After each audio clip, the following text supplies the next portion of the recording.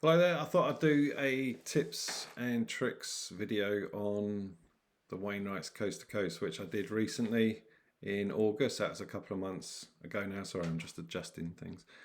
I'm just using the webcam on my computer. I'm being really lazy. I've got some notes here though, so I don't forget stuff because I've already done one just now and I forgot things. I was like, oh, what about that? So I've made some notes. Yeah, the Wainwrights Coast to Coast. It's something I wanted to do for quite a few years, and I did it recently in August, and it was fantastic. But I'll be honest, there were times where I was like, "What am I doing?" It is brutal at times, but yeah, I loved it. It was. I'm glad I did it, and I would possibly do it again. Actually, I would definitely do the Lake District part again. It was amazing, but I would do it again. Maybe try and do it a bit quicker next time as more of a challenge. Whereas this time, I wanted to just take it all in. I wasn't racing. I just wanted to take it all in. Good job and all, because there was a heat wave. I'll get onto that in a bit. So I've just made a few notes on if you're thinking of doing it probably next year now, because the weather's starting to get dark and miserable. And I've had some really good feedback for the videos that I did. I don't do YouTube to try and make a some kind of secondary income or presence. I really not bothered. I only did those videos so I could remember them myself and put it on YouTube, and also if it helps people. I try to be quite real about where I was and what I was doing. If it helps anyone, so I was just expecting maybe a handful of people to respond, because there's so many people that have done videos on the Wainwrights Coast to Coast, which I've watched. And if you've done any, thank you very much, because you helped me the same. So thank you. So this is just my contribution if people are thinking of doing it, because there are some things to know, definitely, and things to be cautious of, things to prepare for. And that's what I'm going to go into it, my take on it, and some of the mistakes I made, and some of the good things. So I've made a list here. If you're thinking of doing the Wainwrights Coast to Coast, however long you're doing it, some people manage to smash it out in 7 days. Fair play to them. Some 2 weeks. Who knows? It's up to you how you do it. But here's some tips and tricks that I think people should know from my experience in the Lake District.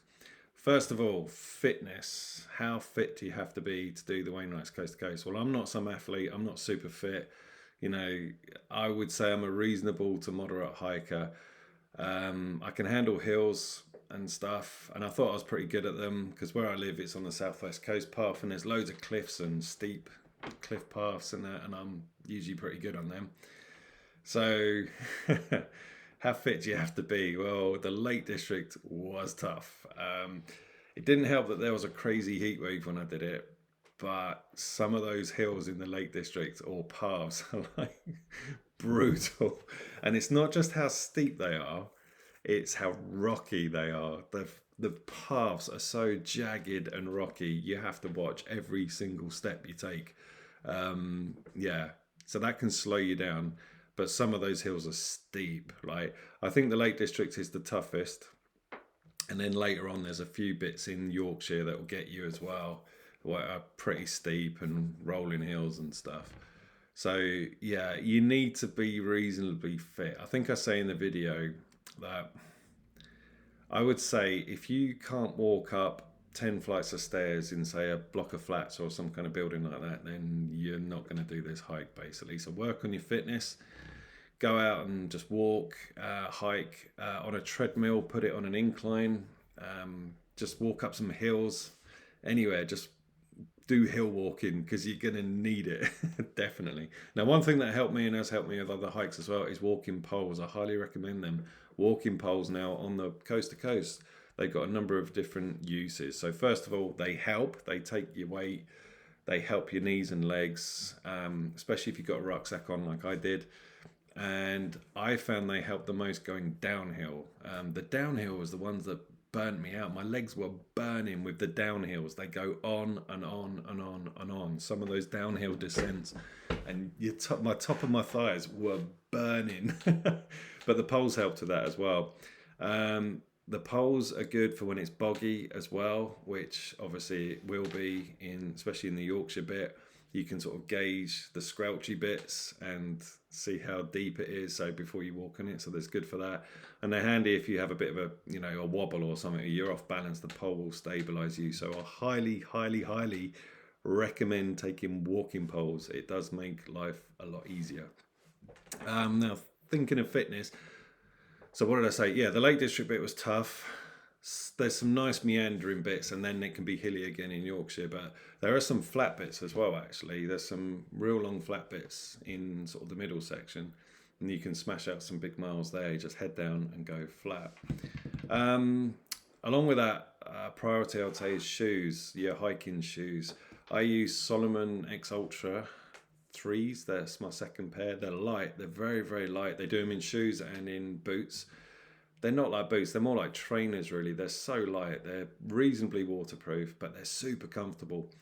But they took the brunt of the rocks pretty well. I think if you wore flimsy shoes, the jagged rocks under your feet are going to cripple your feet. It's rocky and stony. So have something with a good sole on it that can take the impact of those rocks that you're going to be walking on, all right? A lot of people wear trail runners because they're quick dry. That would be very helpful because there are some real boggy bits.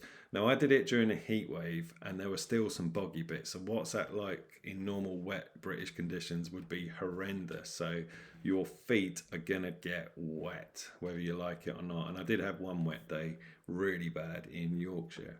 I had waterproof socks. I'm not sure about them, the sealskins. They kind of worked. Maybe I'll do another video on that. But whatever you get, whatever you do, make sure your feet can take the rocks, but your feet will get wet. There's no doubt about it. So have quick drying socks, no cotton at all, nothing. So yeah, take that in mind. So shoes, major priority. Another important one, I think, is food. So before, it's a long old trek, it's about 190 miles, and you might be thinking, how much food should I take? Now, weight is an issue, obviously, because you've got a lot of hiking to do and it's steep.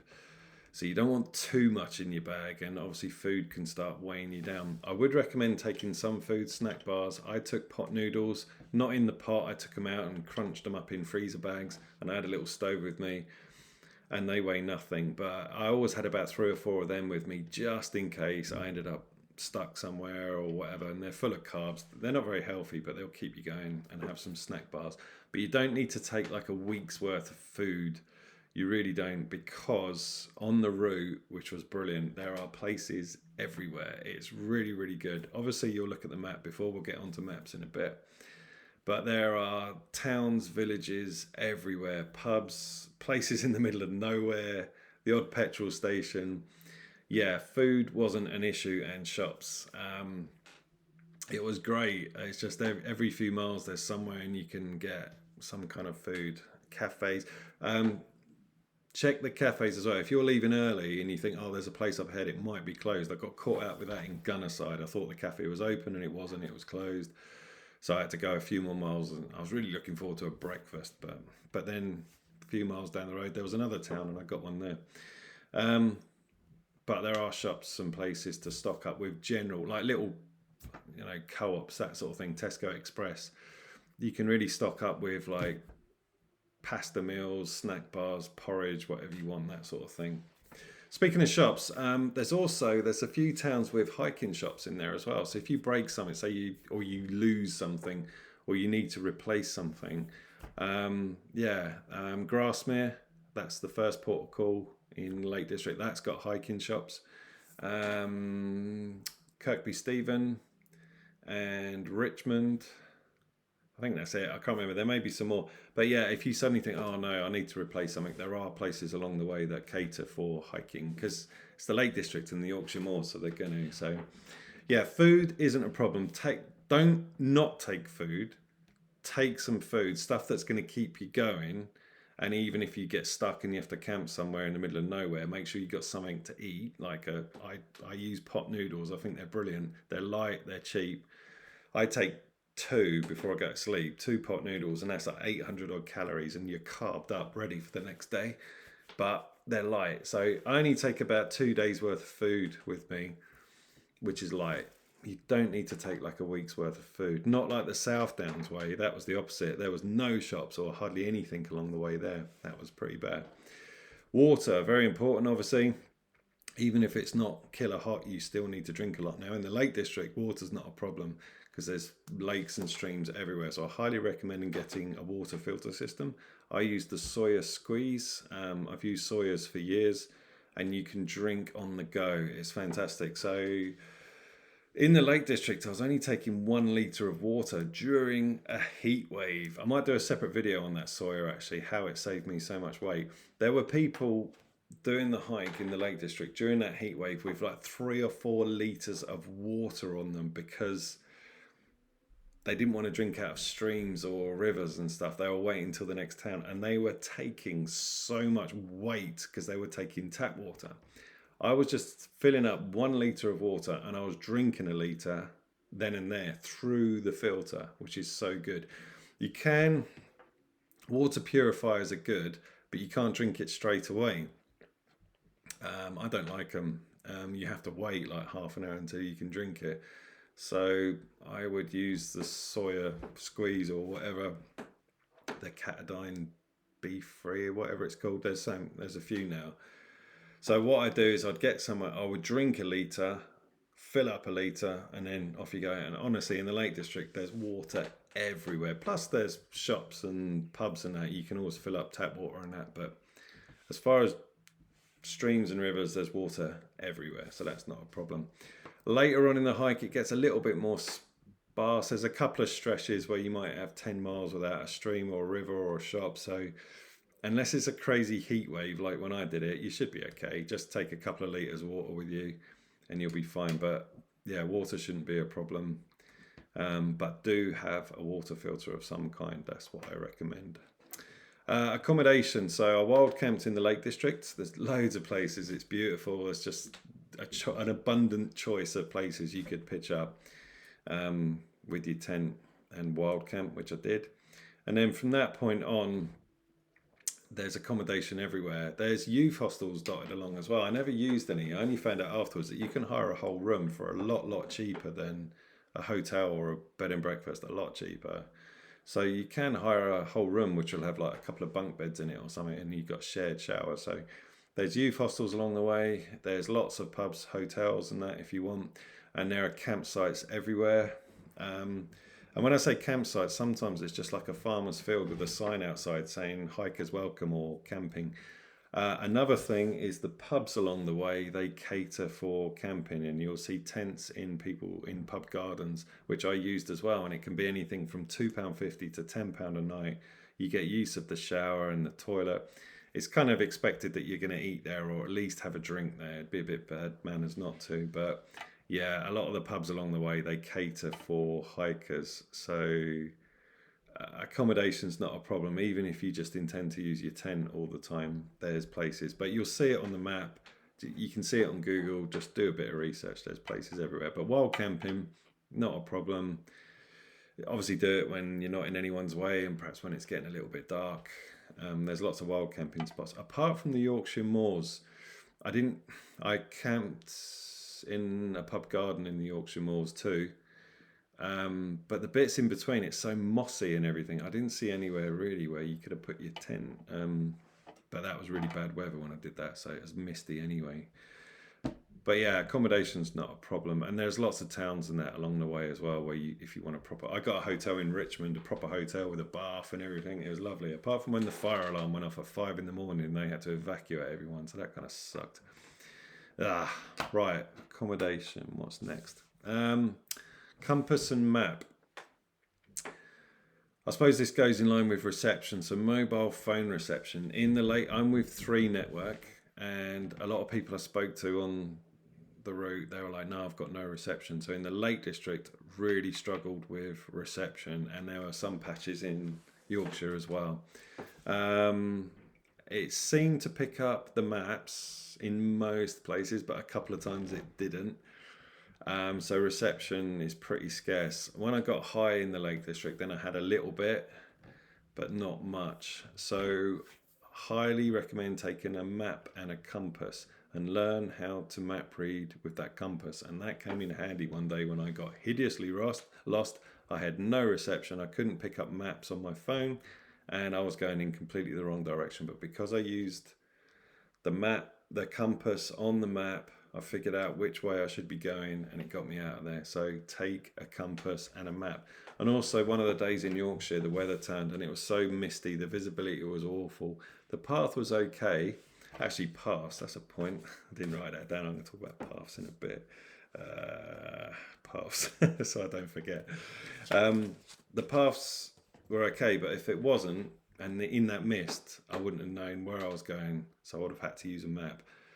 What I highly recommend, if you're going to do the coast to coast again, or if you're going to do the coast to coast, sorry, and if I do it again, I think I would get a Garmin Mini InReach or some kind of satellite phone, because there were a few times I was on my own in the middle of nowhere with no reception on twisty, rocky paths, and I thought, if I slip and break my leg, I've got no way of communicating with anyone or anything. So I was a little bit, a few times, this is a bit irresponsible. So with this route, with this hike, I would recommend getting one of those little satellite type things, the Garmin Mini InReach.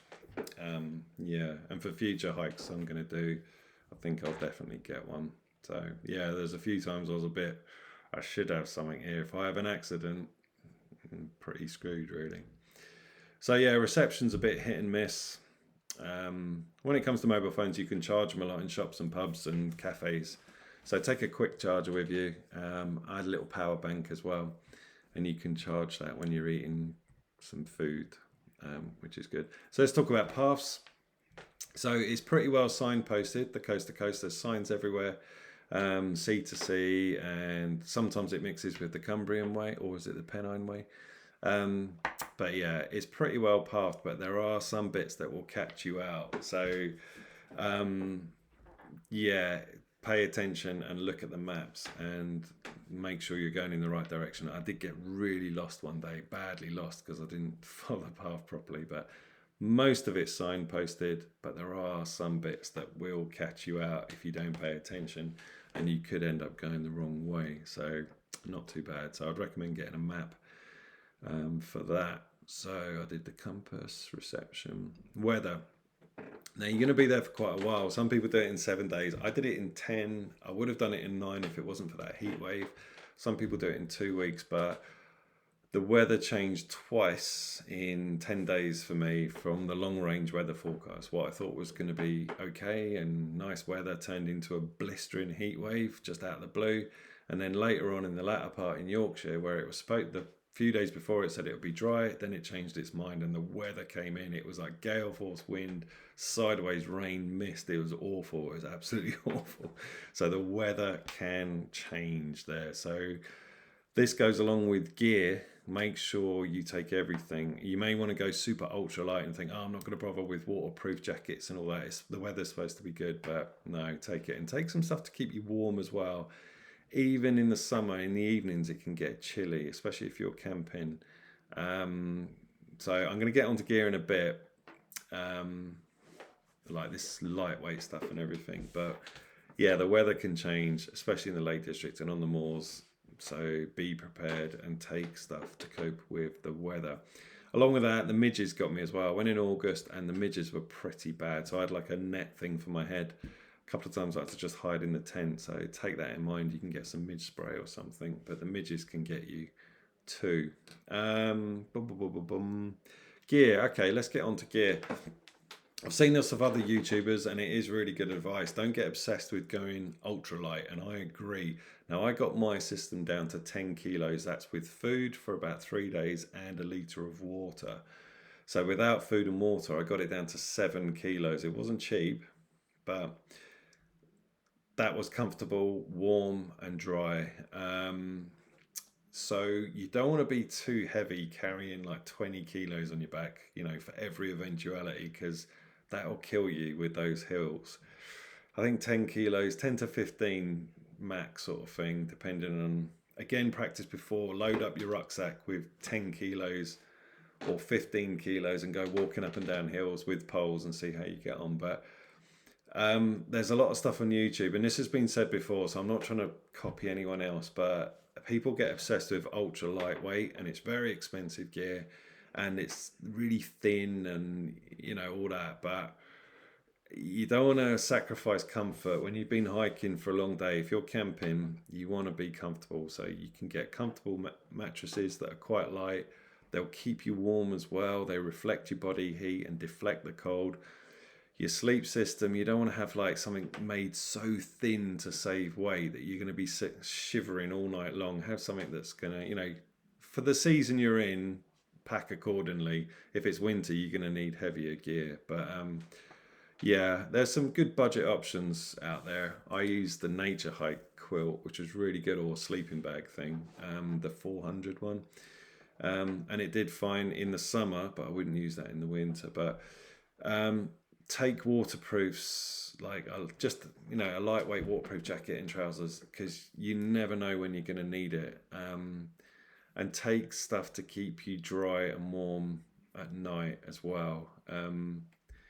Yeah, don't go crazy ultralight to say, oh, I can do loads of miles because I'm only carrying 4 kilos on my back. Because at night, or when you want to rest, you may suffer with no comfort and being cold. Even in the summer, I remember not this one because it was a heat wave, but in some other hikes I've done in the summer, at night it got quite chilly. Even like putting the hood on and everything. So I had a down jacket as well, just a light one from Decathlon. It was only £40, but it's just good enough to take that chill off. So do your research on that. There's a million videos on gear and how to save on gear. Don't go cheap, but you don't have to get that expensive either. But don't get obsessed with this ultralight thing that everybody's putting on YouTube. Oh, I only take 4 kilos, because they're sleeping under a tarp on like a thin mat. Like, who wants to do that? Especially after a long, say 20-25 mile day or whatever your limit is. Nah. So be careful of that as well. So you don't want to go too heavy taking excessive food. You don't need that. But make sure you're comfortable, warm and dry. Okay. Yeah, that's it. That's my list anyway. I might have missed something out, but just take it all in and enjoy it. It's absolutely beautiful. If you've got a reasonable smartphone now, you'll be able to take amazing photos on your phone. You don't need to be lugging a big camera. It's stunning. It is stunning. There's a couple of boring bits in the middle, sort of in between gaps, that are okay. But the Lake District blew me away. I fell in love with it, and take it all in. I did meet some hikers that were like racing. They were like, oh, we're going to try and do it in 7 days and everything. And they weren't stopping anywhere, whereas I was stopping at lakes and taking it all in. So it depends what your goal is for it. But yeah, take it in, soak up the atmosphere, soak up the towns and villages and the country pubs and the food, the people you meet as well. You meet some amazing people. I met this amazing guy. I met lots of amazing people, but I met this amazing guy called Robert from Florida. His poor wife had passed away and she'd always wanted to do it, so he came over to do it like on her behalf. And he was, you meet some great people, you really do. So just take it all in. So just be sensible, do your research and enjoy it. So that's my tips and tricks from my point of view for the Wainwrights Coast to Coast. I might do it again next year, actually. My wife didn't get to do it this time, so I might do it with her. And if this helps, I hope it does, and enjoy it. And if I do it next year and you do, I might bump into you. So I hope this helps. And yeah, thank you very much.